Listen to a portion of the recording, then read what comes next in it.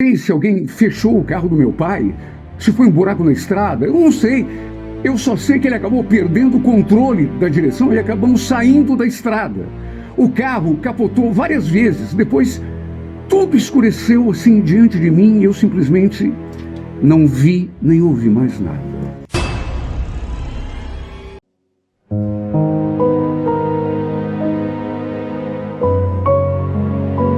Renato Gaúcho apresenta A Força do Amor.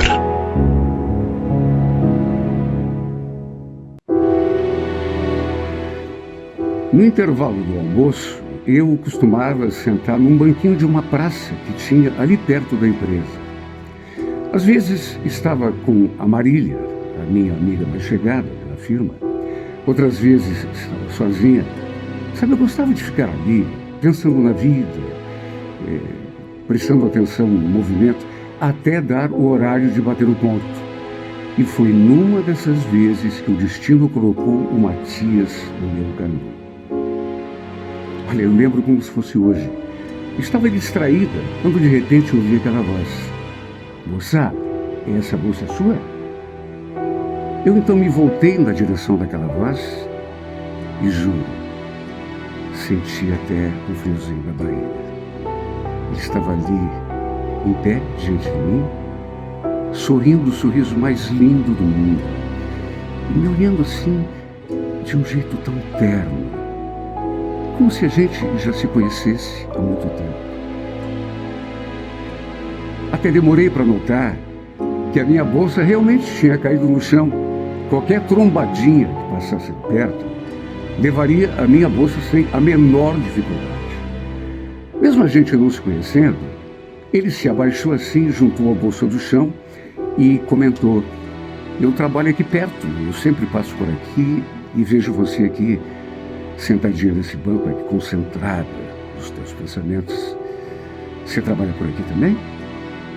Confirmei, falei que sim.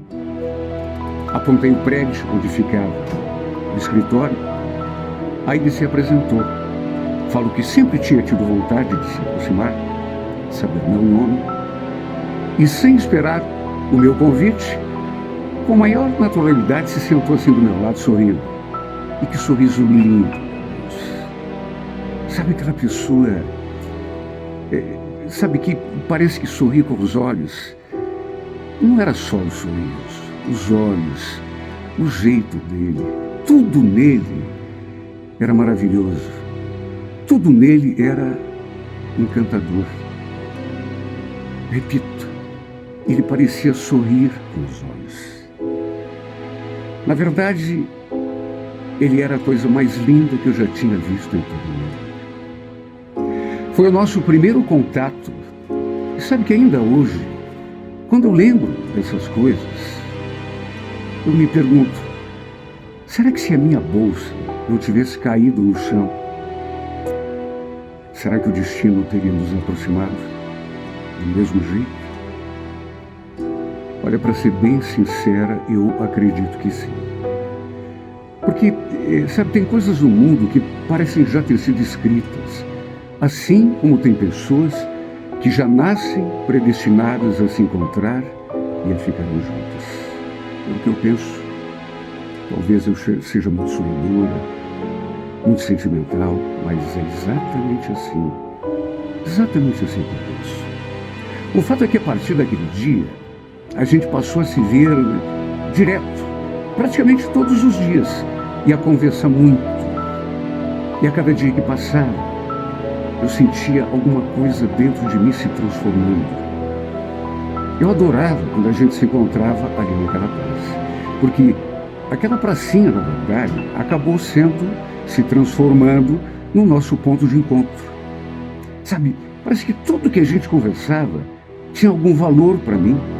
Não era aquele papinho bobo, aquela conversinha sem graça, sabe? Até que um dia ele me falou uma coisa, que olha, passe o tempo que passar, eu sei que jamais vou conseguir esquecer. Sabe que quando eu te vinha aqui sentada, envolta nos teus pensamentos, eu achava que se me aproximasse de você, acabaria fatalmente me apaixonando. E você quer saber? Eu estava certo. Estou apaixonado por você, Júlia. De um jeito que eu nunca estive em toda a minha vida. Olha, meu coração disparou quando eu vi aquilo. Eu fiquei sem saber o que dizer. Aliás, eu que sou assim, toda branquinha, devo ter ficado vermelha. Senti aquele calorão subindo. O nosso primeiro beijo, inclusive, aconteceu ali mesmo, naquele banco de praça. Até que no fim, acabei confessando que também pensava nele direto, que quando a gente não se via, o dia para mim não tinha graça.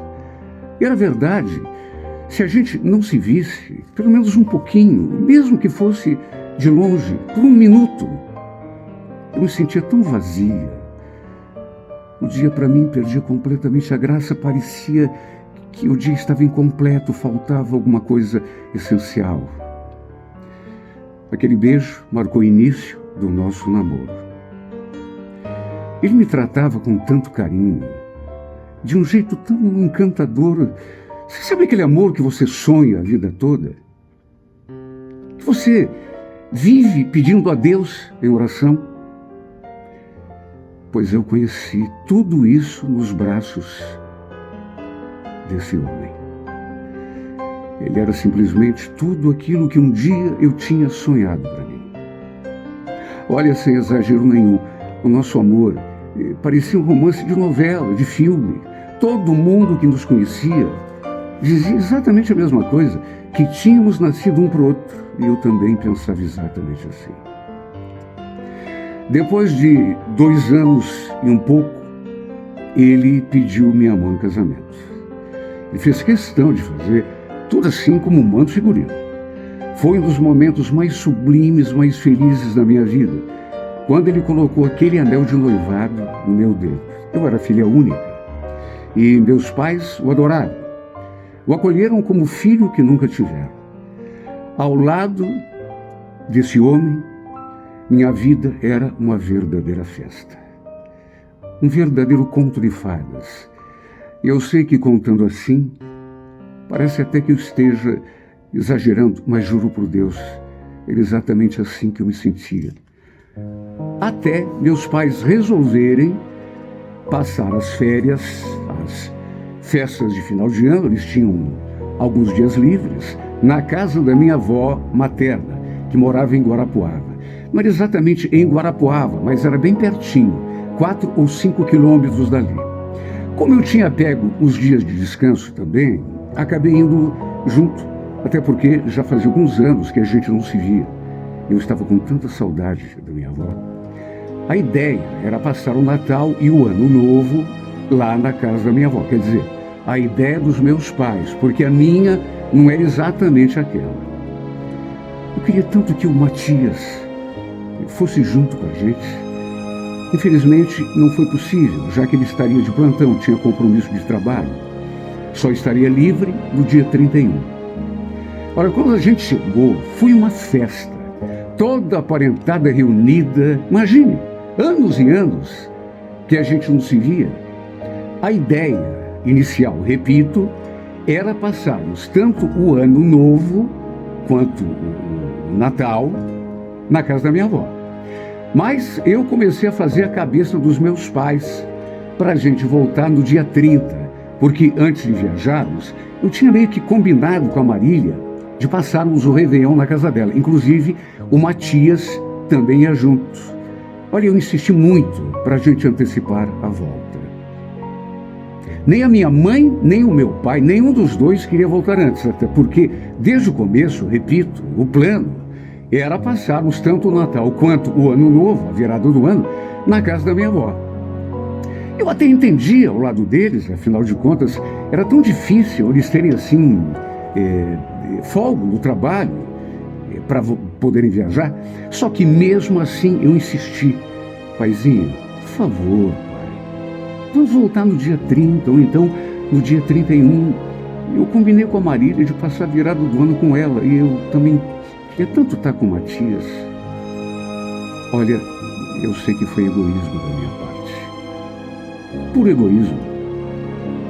Até porque, vamos convir, eu poderia muito bem ter vindo de ônibus. Era só comprar uma passagem e voltar. Só que mesmo assim, resolvi insistir.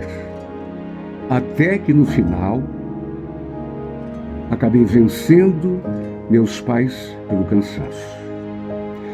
Pegamos a estrada no dia 31 de dezembro, bem de manhãzinha. Uma coisa eu digo de coração. Se eu tivesse o dom de adivinhar o futuro, se eu tivesse o dom da premonição, olha, eu daria 10, 20, 30 anos da minha vida para voltar atrás e fazer tudo diferente. Sabe, na hora foi tudo tão rápido, foi tudo tão repentino. Eu não sei nem direito o que aconteceu. Não sei se alguém fechou o carro do meu pai, se foi um buraco na estrada, eu não sei. Eu só sei que ele acabou perdendo o controle da direção e acabamos saindo da estrada. O carro capotou várias vezes, depois tudo escureceu assim diante de mim e eu simplesmente não vi nem ouvi mais nada.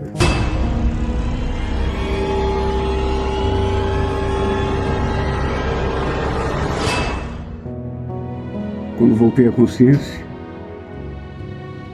já estava naquela cama de hospital. Me machuquei um pouco, mas tudo assim, coisa superficial, nada de grave. A minha primeira reação, quando acordei, foi perguntar por eles. Moça, e a minha mãe e o meu pai, onde é que eles estão? Eles estão bem? Tá tudo bem com eles? A enfermeira não respondeu a minha pergunta. Só pediu que eu me acalmasse e tentasse descansar, que logo o médico viria conversar comigo.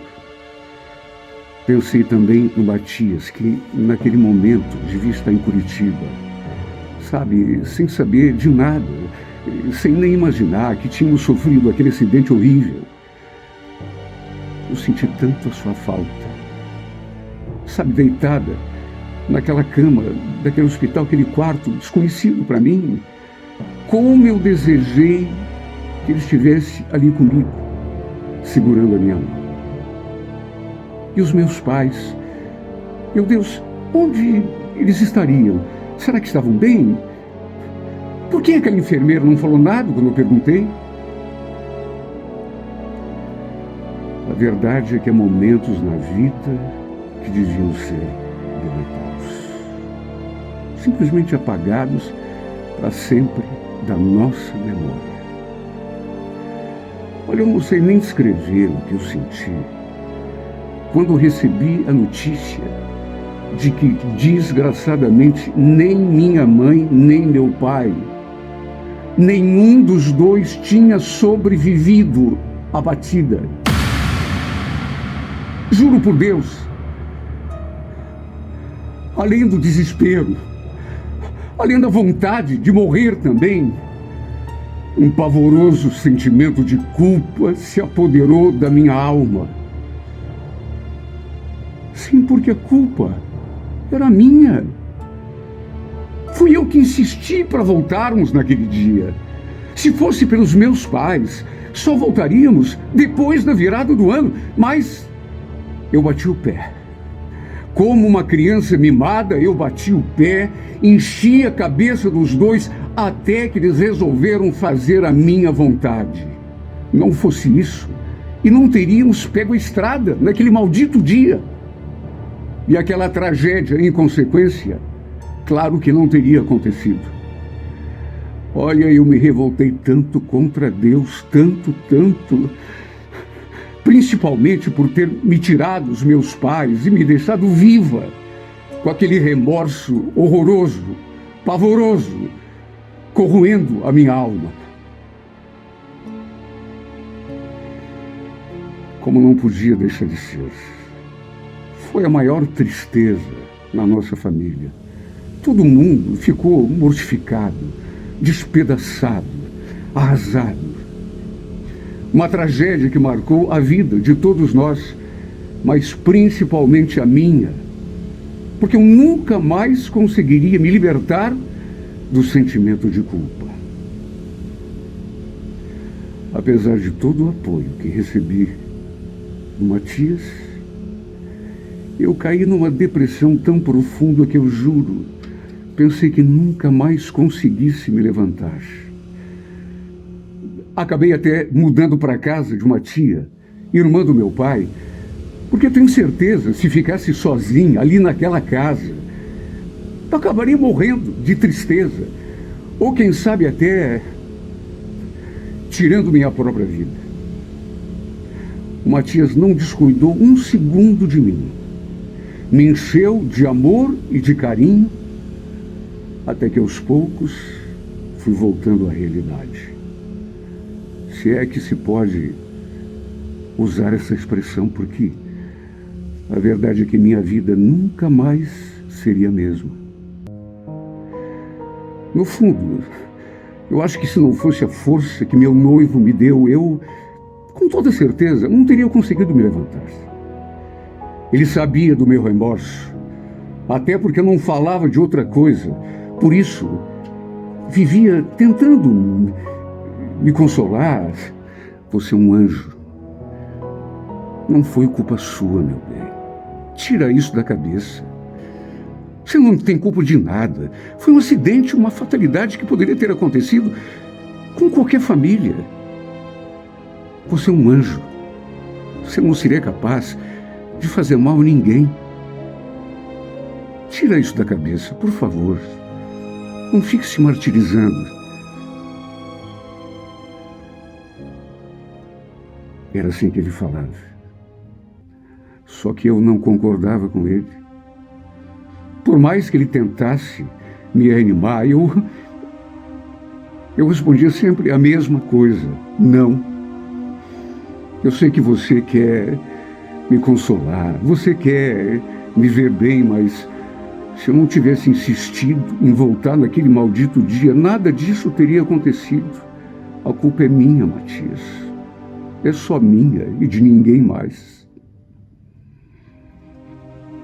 Nessas horas, até percebendo que não adiantava insistir, ele só me abraçava, bem apertado, e era os seus braços que eu encontrava algum alento. Ele sempre foi o meu porto seguro. Na verdade, o Matias foi um anjo que um dia apareceu no meu caminho. Tenho consciência de tudo que esse homem fez por mim, para me tirar daquele poço escuro que se tornou a minha vida depois da morte dos meus pais. Até que tempos depois, ele começou a falar em casamento. Eu acho até que para me ver mais animada. Meu bem, o que você acha da gente antecipar o nosso casamento? Eu queria tanto, sabe, ficar com você o tempo todo, cuidar de você, acordar todo dia, virar assim pro lado e dar de cara com o teu rostinho lindo, te beijar, sentir teu cheirinho. Eu queria tanto ficar contigo sempre. Quer saber de uma coisa? Por mim, eu não saía de perto de você. Ficava o grude. Sabe aquela coisa que gruda? É assim que eu queria, ficar com você o tempo todo. O que você acha? Quer casar comigo? Topas?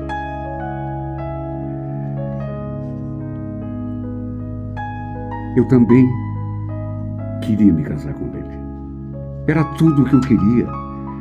E é claro, ficava feliz quando ele tocava no assunto de casamento, mas, sabe, ao mesmo tempo, a tristeza também me castigava, porque era inevitável pensar que os meus pais não estariam presentes do jeito que eu tanto tinha sonhado.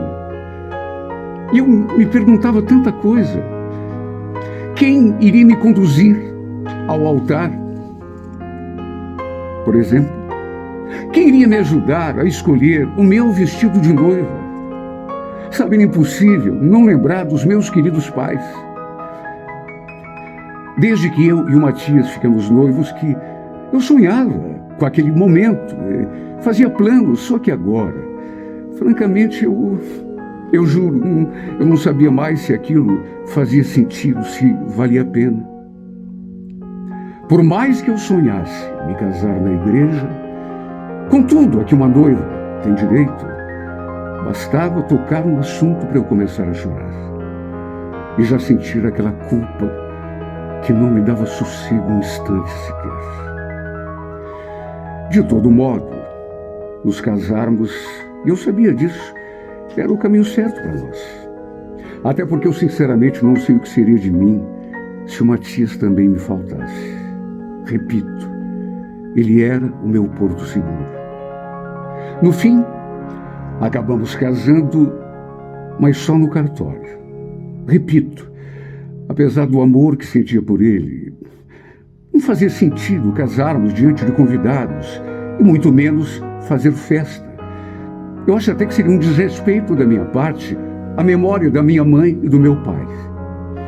Minha amiga Marília falava que não tinha nada a ver, que, sabe, uma coisa não tinha nada a ver com outra. Que estivessem onde estivessem, meus pais, inclusive, ficariam felizes ao me verem entrando de branco na igreja, jurando amor eterno a meu marido diante do padre. Olha, quando ela falava assim, meu Deus, como eu queria me convencer de que era verdade, como eu tinha vontade de ter certeza que era mesmo assim. Mas o sentimento de culpa acabava sempre falando mais alto. Depois de oficialmente casados, ficamos morando ali na casa dos meus pais. Aos poucos, eu fui tentando me animar, apesar daquele remorso não me dar sossego um segundo sequer. Assim como eu, o Matias demonstrou o desejo de termos logo o nosso primeiro filho. Eu queria também, queria muito, até porque sabia que um filho poderia preencher aquele vazio que eu sentia. Desde o comecinho, ele falou que queria um menino. Lembro dele comentando assim, falando todo animado: você já imaginou um piazinho correndo aqui no soalho da casa? Você já imaginou? Não, pensa bem. Nós dois jogando bola lá no quintal, ou aqui mesmo na sala, quebrando tudo? Não seria bacana? Olha, só de ouvi-lo falar, eu já ficava imaginando a cena. Desde o começo, ele manifestou o desejo de ter um menino. E quando eu finalmente engravidei, aí mesmo é que ele não falava de outra coisa. Olha como agradeci a Deus quando descobri que tinha engravidado. Apesar disso não trazer os meus pais de volta, nem de me livrar daquele sentimento de culpa que eu sentia, eu sabia que uma criança me daria trabalho suficiente para distrair um pouco a minha cabeça, tirar aquelas lembranças ruins. Sabe, para mim não importava se seria menino ou se seria menina. Eu já amava aquele bebê desde que tive a confirmação da gravidez. E tudo foi correndo tão bem. Sabe, parecia até, assim, uma nova etapa na nossa vida, um recomeço. A cada dia que passava, eu ia descobrindo uma força dentro de mim que nem eu mesmo sabia que existia. Pouco depois, inclusive, comecei a fazer o pré-natal. Até que um domingo, eu estava entrando no 3º mês, a gente ali assistindo televisão, de repente eu senti aquela fisgada assim na barriga, que se transformou numa dor, mas uma dor tão forte que eu cheguei a me curvar no sofá. Pensei até que fosse desmaiar. Aí, quando me viu gemendo de dor, meu marido se assustou, me tomou nos braços e me levou até o carro, às pressas, até o hospital. Eu não cheguei a perder os sentidos, mas as dores eram tão fortes e tão agudas que eu nem lembro direito o que aconteceu quando a gente chegou até o pronto-socorro. Eu lembro assim, mas vagamente, que foi conduzida até uma sala, eu não sabia se era um quarto, uma sala.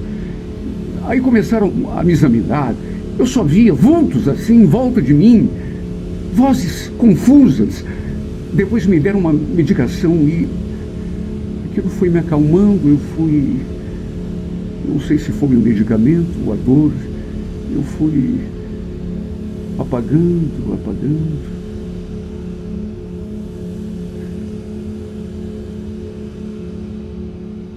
Quando abri os olhos de novo, a primeira pessoa que vi foi meu marido ali do meu lado, segurando a minha mão. E quando percebeu que eu tinha acordado, ele perguntou: como que você está, amor? Está sentindo alguma dor, alguma coisa? Eu ouvi perfeitamente a pergunta que ele me fez. Só que, sabe, naquela hora, naquele momento, não havia espaço para qualquer outro assunto na minha cabeça. Eu só queria saber uma coisa. Nosso filho Matias, como que tá o meu bebê? Eu passei assim a mão na minha barriga, olhei para ele, que continuava ali em silêncio, e novamente perguntei: tá tudo bem com o nosso bebê? Sem soltar da minha mão,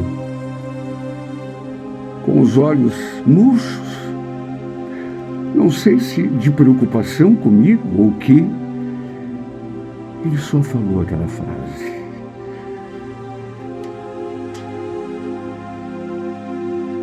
a carta é muito longa. Não será possível contá-la toda hoje. Por isso não perca, na próxima edição de A Força do Amor, a segunda parte da história de Júlia e Matias.